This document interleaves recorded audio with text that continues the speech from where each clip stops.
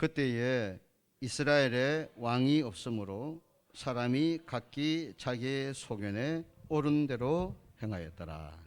아멘. 이 사사기 전체의 주제가 뭐냐, 또 핵심 교훈이 뭐냐 이렇게 생각하면요, 우리는 이 사사기 21장 25절의 말씀을 떠올려야 합니다. 보시면은 그때 이스라엘에 왕이 없었다 하는 내용과 함께 이스라엘에 왕이 없기 때문에 각 사람들의 마음속에 또 생활 속에 일어났던 한 가지 행동이 어떤 거였다고? 자기 생각에 옳은 대로 행동했다. 이게 사사기 전체의 주제이기도 하고 사사기가 우리에게 교훈하려고 하는 내용이기도 합니다. 그래서 이 21장 25절은 절망을 이야기하는 이스라엘 백성들의 영적인 상태를 보여주기도 하지만 또 이후로 그럼에도 불구하고 이스라엘의 왕이 없음에도 불구하고 역사하시는 하나님의 손길을 우리가 계속 보면서 희망을 함께 품는 그런 메시지가 담겨 있기도 합니다. 그러니까 여전히 하나님은 우리의 연약함과 흔들림과 왕이신 주님을 바라보지 못하는 우리 영적인 상태에도 불구하고 그분은 여전히 우리를 붙들고 계시고 또 다른 돕는 사사들을 세우셔서 구원의 길로 우리를 이끌어 가시려고 하고 결국에는 진정한 왕이신 예수 그리스도를 통해서 우리를 구원하기를 원하시는 그 하나님의 선하신 계획과 뜻은 이어져 오고 있다 하는 것을 우리에게 알려주시는 말씀의 내용입니다. 뭐가 문제라는 것입니까? 이스라엘의 실패의 문제. 원인이 뭐라는 거죠? 예, 왕이 없었기 때문이다 하는 것이죠. 근데 우리 역사적으로 보면은 이제 이 문제는 두 가지 상황을 한번 여러분 생각해 보십시오. 부정적으로 한번 생각해 보시면요, 그 당시에 이스라엘 백성을 영적으로 이끌어 갈 만한 지도자가 존재하지 않았다는 거예요. 많은 사사들이 세워졌지만 결국은 그 사사들은 영원하지 않잖아요. 어느 일정한 시기 동안에 하나님의 일들을 바르게 감당했지만 또 이스라엘 백성은 그 이후로 넘어지기도 하고 또 어떤 사사들은 올바르게 하나님의 뜻을 행하지 못하는, 하나님이 세우셨지만 실패의 모습을 보여주는 그런 사사들도 존재하니까 올바르게 계속해서 이스라엘 백성을 영적으로 일깨우고 믿음을 지켜주고 그들을 하나님의 말씀과 하나님의 길로 이끌어가려면 지도자가 확실하게 보장되어 있지 않다고 하는 그런 생각을 해볼 수 있습니다. 그런데 사람은 그렇지만 사람과 별개로 이스라엘 백성을 진정으로 이끌어갈 만한 법은 존재했습니다. 통치법은 존재했다는 거예요. 그게 뭐죠? 하나님의 말씀인 율법이었습니다. 사람은 불완전했지만 그 이스라엘 백성 전체를 이끌어갈 수 있는 힘이 될 수 있는, 뿌리가 될 수 있는 통치적인 법은 하나님의 말씀으로 여전히 존재했다는 거죠. 그럼 이것을 뭐라고 우리가 생각할 수 있냐면은 이 통치법, 율법을 주신 분이 누구십니까? 하나님이시잖아요. 그럼 이 두 가지가 여러분 주는 의미가 있잖아요.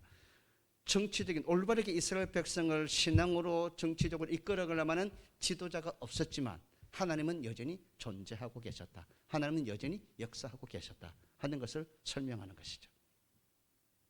또 한 가지는 긍정적인 면에서 본다면요, 하나님께서 이스라엘 백성을 하나님의 말씀의 법으로 이끌어가는 하나님의 나라가 되기를 원하셨어요. 그런데 인구가 계속 늘어나잖아요. 백성들이 계속 늘어나고 환경도 계속 바뀌면서 이 하나님의 말씀의 법, 하나님의 뜻을 그 시대 속에 그 이스라엘 백성의 역사 속에 실현시킬 수 있는 지도자가 필요해요. 하나님은 보이지 않잖아요. 하나님의 말씀은 존재하잖아요.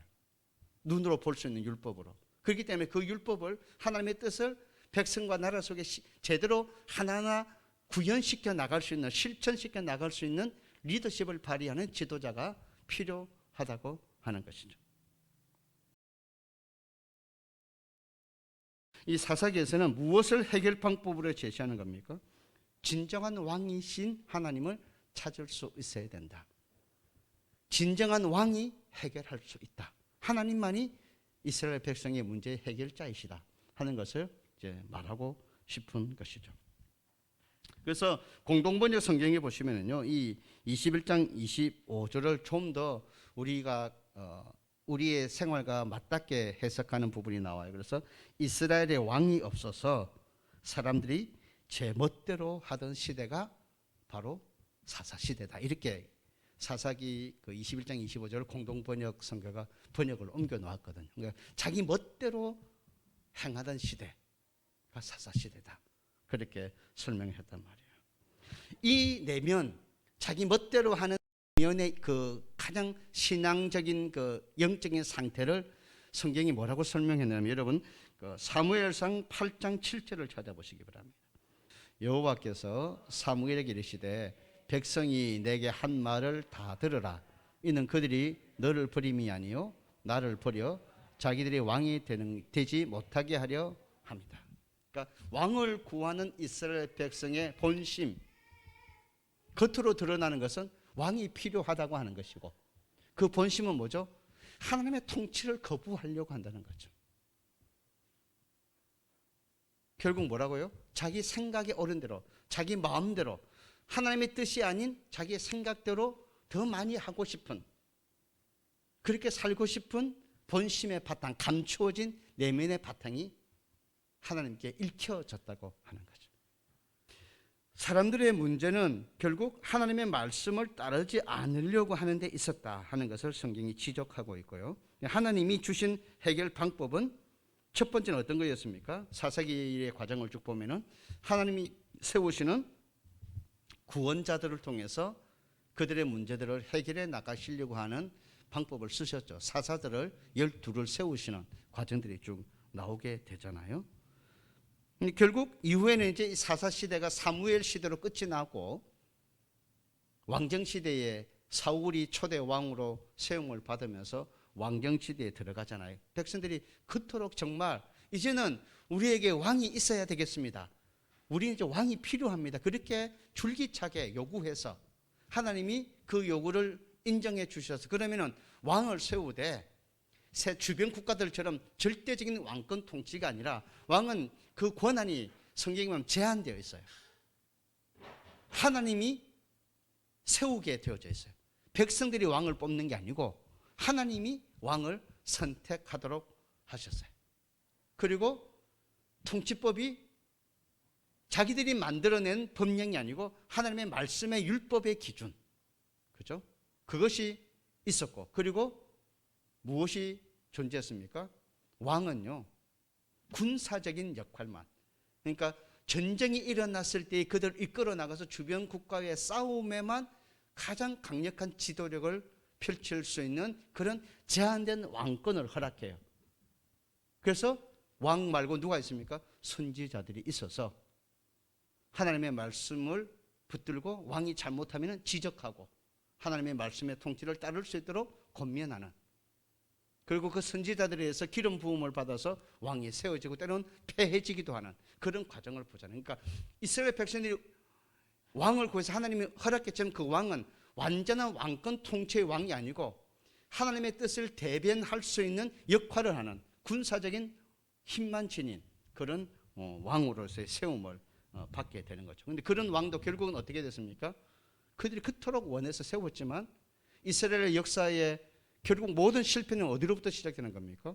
결국은 왕들의 통치가 하나님의 말씀의 법을 떠나서 이스라엘 백성을 유혹하고 그들을 무너지게 만들어서 올바르게 신앙으로 이끌어가지 못해서 북쪽 이스라엘은 남쪽 유다는 다 망하는 그런 결과를 만들었으니까 하나님의 길을 떠나서 하나님을 왕으로 삼지 않으려고 출발해서 나아갔던 그들이 그토록 원했던 왕정의 역사도 결국은 실패하고 진정한 왕이신 하나님이 필요하다고 하는 그분의 뜻을 벗어나서 온전한 평안과 승리가 주어지지 않는다고 하는 것을 이스라엘 역사는 여실하게 보여주게 되는 거죠. 결국 해결은 하나님을 찾는 데 있다. 하나님을 진정한 왕으로 모시는 데 있다 하는 것을 보여주셨다는 겁니다.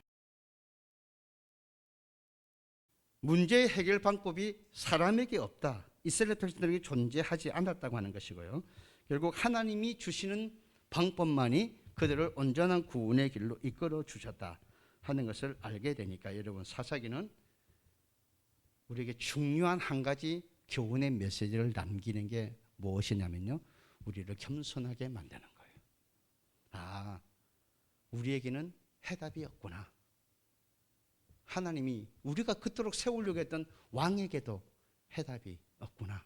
결국은 하나님을 의지하는 것만이, 말씀을 의지하는 것만이 해답이구나 하는 것을 우리가 다시 하나님 앞에 겸손하게 고백하게 만드는 그런 길로 우리를 이끌어주는 게 사사기의 내용이다 하는 것이고요. 그리고 진정한 구원자이신 주님을 더 간절하게 바라보는, 자기들 안에 방법이 없으니까 진정한 구원의 길을 제시할 수 있는 하나님을 더 강력하게 사모하고 붙들어야 된다고 하는 메시지를 성경이 우리에게 주는 것이죠. 그러면 여러분, 사사기를 우리가 공부하면서 가장 크게 느껴야 될 교훈이 뭐라고요? 아, 우리에게는 진정한 왕이 필요하다. 그분이 없으면 안 된다고 하는 겸손함과 사모함이 함께 있어야 된다고 하는 것이죠. 시편 96편 11절부터 13절입니다. 같이 읽겠습니다. 시작.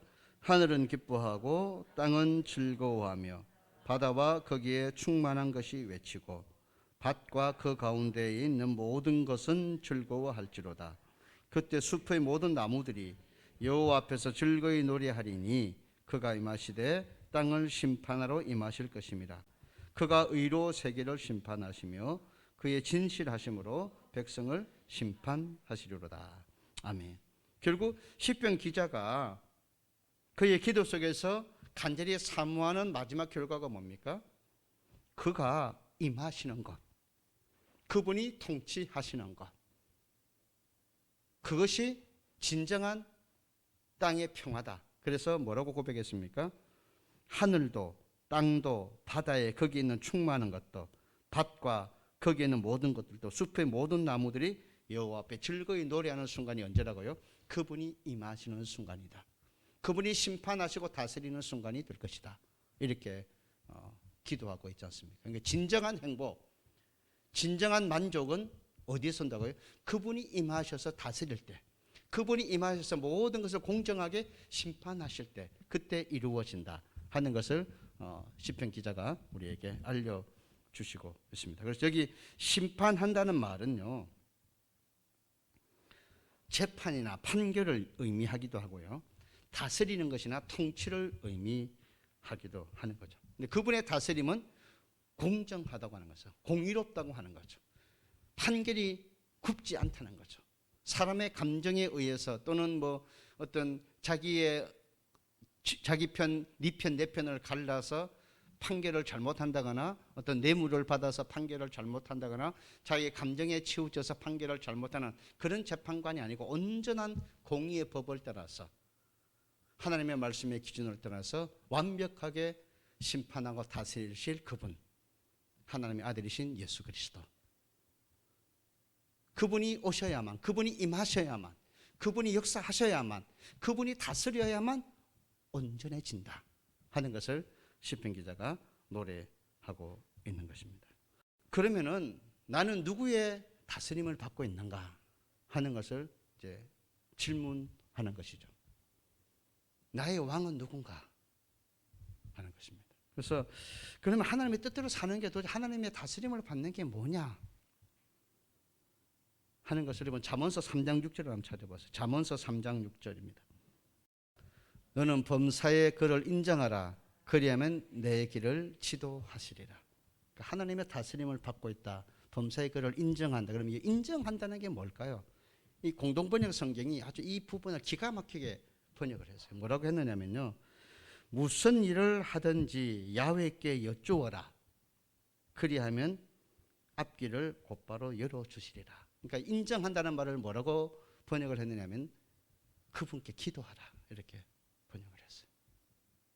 내가 하나님을 정말 인정한다, 내가 하나님의 뜻대로 살고 싶어한다, 그분이 다스림을 받고 싶어 한다면 모든 범사에 뭐예요? 그분께 내 삶의 문제를 가지고 기도해야 된다는 거예요. 하나님께 묻고 그분의 세면 음성을 들으면서 움직이는 사람, 그 사람이 하나님의 다스림을 받고 그분을 왕으로 삼고 그분을 인정하는 신앙의 자세다 하는 거죠. 우리가 하는 대로 하나님이 역사하지 않고 우리가 여전히 잘못하고 우리는 여전히 하나님의 뜻을 거스리는 쪽으로 내 마음대로 살려고 움직임에도 불구하고 하나님은 여전히 지금도 나를 붙들어 가시는 그런 역사 속에 두시는 것이 우리가 삶을 살아가는 우리 고백이잖아요. 그러니까 두 가지를 보는 거죠. 내가 다스림을 받고 있는가를 보고 나는 이렇게 늘 고집스럽게 내 뜻을 더 좋아하는데도 불구하고 하나님이 여전히 나를 사랑하시고 여전히 나를 이끌고 계시는 그런 진짜 왕이시구나. 내가 정말 붙들어야 될 왕이시구나. 내가 따라야 될 왕이시구나 하는 것을 다시 느껴보게 되는 거죠. 그래서 여러분 오늘 이제 기도하시면서